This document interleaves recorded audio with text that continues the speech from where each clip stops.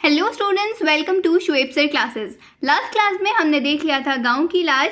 तो इस क्लास में स्टार्ट करते हैं एक नया चैप्टर जो है बेमिसाल ग्लोकारा लता मंगेशकर। लता मंगेशकर को तो आप सभी लोग जानते ही होंगे, लेकिन फिर भी जो लोग नहीं जानते वो इस सबक के जरिए जान जाएंगे।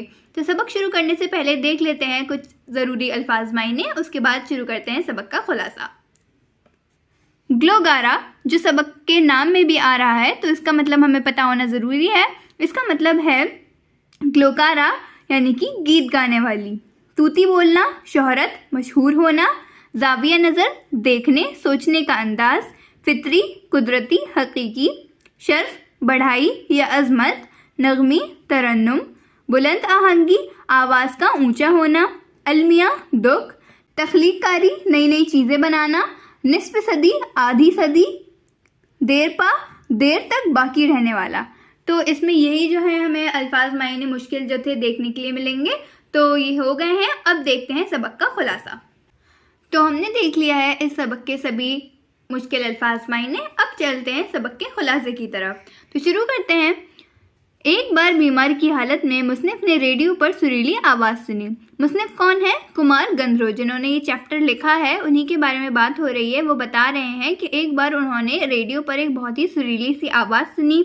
उस आवाज़ ने मुसन्निफ को बहुत मुतासिर किया। ग्लोकारा का नाम मालूम होने पर मुसन्निफ ने सोचा कि लता मंगेशकर तो नूरजहां से भी आगे निकल गई, यानी कि वो आवाज़ किसकी थी? लता मंगेशकर की। और नूरजहां भी एक बहुत ही फेमस सिंगर थी, तो वो यही सोच रहे थे कि लता मंगेशकर ने तो नूरजहां को भी पीछे छोड़ दिया। मुसन्निफ का कहना था कि लता मंगेशकर ने हिंदुस्तान की ग्लोकाराओं में सबसे ज़्यादा मकबूलियत हासिल की है। उनकी सुरीली आवाज़ जब मुसलसल कानों से टकराती है तो बेइख्तियार हर छोटा बड़ा उनके गीत गुनगुनाने पर मजबूर हो जाता है। लता की वजह से फिल्मी संगीत को हैरतअंगेज़ मकबूलियत हासिल हुई है। लता ने न सिर्फ नई नस्ल को मुतासिर किया बल्कि फिल्मी गीत और संगीत में आवाम की दिलचस्पी में इजाफा भी किया है। तो अब क्या बता रहे हैं? लता मंगेशकर की तारीफ करते हुए वो बोलते हैं कि लता की जो आवाज़ है वो इतनी ज़्यादा सुरीली है कि उनको सुनते हैं अगर एक बार, इतनी ज़्यादा सुरीली है कि अगर एक बार उनकी आवाज़ सुनो तो बस ऐसा दिल करता है कि बार बार उन्हीं की आवाज़ सुनते जाओ। और हर छोटा बड़ा उनके गीतों को बहुत ज़्यादा पसंद करता है। और उनके गानों सिर्फ ये नहीं है कि सिर्फ एक ही टाइप के लोग सुनते हैं या फिर बड़े बूढ़े लोग ही सुन रहे हैं, बल्कि हर छोटा बड़ा उनके गानों से मुतासिर होता है और उनके गीतों को बहुत ज़्यादा पसंद करता है, उनकी आवाज़ को बहुत ज़्यादा पसंद करता है। लता की आवाज़ में वो मिठास है जिसे सुनकर कोई भी मदहोश हो जाता है। लता की मकबूलियत का राज उनकी आवाज़ की नगमगी और लताफत है। लता के गानों में नरमी और बेखुद कर देने वाली कैफियत पाई जाती है। बुलंद आहंगी उनके गानों की एक खूबसूसियत है। उनके गीतों के दो लफ्ज़ों के बीच का फासला तरन्नुम से इस तरह भरा हुआ होता है कि दोनों लफ्ज़ एक दूसरे में समाये हुए महसूस होते हैं। लता ने दर्द भरे और खुशी के जज्बात से भरे गाने बड़े मुयस्सर अंदाज में गाए हैं। तो अब क्या बता रहे हैं कि लता के जो भी सारे गाने होते हैं वो बहुत ही ज़्यादा खूबसूरत और बहुत ही ज़्यादा सुरीले होते हैं। और चाहे वो कोई सैड सॉन्ग हो यानी कि दर्द भरे गाने हों या फिर खुश वाले यानी कि खुशी जज्बात वाले खुश कर देने वाले गाने हों, वो दोनों ही बहुत ही अच्छी तरीके से गाती हैं और उनके गानों को सुनकर बहुत ही ज़्यादा अच्छा लगता है। क्लासिकी संगीत की 3 घंटे तक जारी की थी महफिल का सारा लुत्फ लता के 3 मिनट के गाने से हासिल किया जा सकता है। लता के गानों ने फिल्मी दुनिया में इनकलाब बर्पा कर दिया। अब आवाम सिर्फ क्लासिकी नहीं सुनना चाहते बल्कि सुरीला और जज्बात से पुरगाना सुनना चाहते हैं।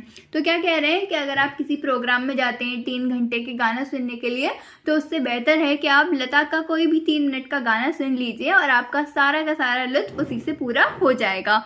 अब अवाम में जब ये गाने आए इतने सुरीले सुरीले, तो उन्होंने ये कहा कि अब हमें सिर्फ और सिर्फ क्लासिकी गाने नहीं सुनने बल्कि इसी तरीके से सुरीले और जज्बात से पुर गाने सुनने भी हमें अच्छे लगते हैं और हम ऐसे ही गाने आगे भी सुनना चाहते हैं। सिर्फ एक ही तरीके के क्लासिकल गाने बहुत हो गए। आगे देखते हैं क्या हुआ। फिल्मी संगीत में नई नई इजादात की बहुत गुंजाइश है। फिल्मी संगीत ने उर्दू गज़ल, हिंदी गीतों के अलावा राजस्थानी, पंजाबी, बंगाली लोकगीत के ज़ख़ीरे से भी बहुत से फैज़ हासिल किए हैं। अब क्या बता रहे हैं कि ऐसा नहीं है कि फ़िल्म इंडस्ट्री में सिर्फ एक ही तरीके के गाने चलते हो, बल्कि राजस्थानी, पंजाबी, बंगाली बहुत तरीके के गाने अब तो आ गए हैं। फिल्मी दुनिया के पर्दे के पीछे बेशुमार गाने वाले और फनकार मौजूद हैं, लेकिन लता की शोहरत उन सबसे बढ़कर है। क्या बता रहे हैं कि ऐसे नहीं है कि खाली लता ही सिर्फ गाने गाती हैं, ऐसे बहुत से लोग हैं जो गाने गाते हैं और फनकार हैं, लेकिन लता की तो बात ही अलग है। वो कुछ स्पेशल ही हैं, उनकी आवाज़ में कुछ और ही बात आती है। लता फिल्म संगीत की दुनिया की बेताज मलका हैं। उनकी जैसी शोहरत व मकबूलियत की बुलंदी तक कोई नहीं पहुंच सकता।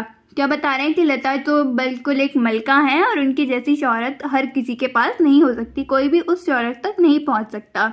वो आवाम में आज भी मकबूल हैं और कल भी रहेंगी, मतलब वो सदाबहार हैं, वो हमेशा हैं, आज भी हैं और कल भी रहेंगी।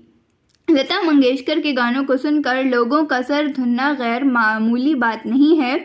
हम बहुत खुशकिस्मत हैं कि अपनी आंखों से ऐसी मशहूर व मारूफ फनकारा व ग्लोकारा को देख रहे हैं। लता एक ख़ानदानी ग्लोकारा हैं।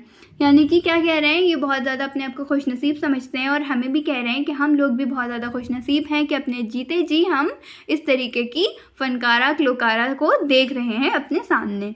संगीत के मैदान में लता का मुकाम अव्वल दर्जे का हैसियत रखता है। यानी कि वो क्या बता रहे हैं कि जिस मुकाम पर लता है वो बहुत ही ज़्यादा अच्छी बात है और बहुत अव्वल दर्जे पर वो हैं और उन्हें और भी ज़्यादा शोहरत आगे मिलेगी यकीनन, क्योंकि उनकी आवाज़ बहुत ज़्यादा सुरीली है और बस वो इनकी तारीफ़ करते हैं और यही कहते हैं कि लता जो है वो बहुत अच्छा गाना गाती हैं, उनकी आवाज़ बहुत सुरीली है और उन्हें सुनना बहुत पसंद है और उनके साथ साथ हज़ारों लाखों लोग उनको पसंद करते हैं।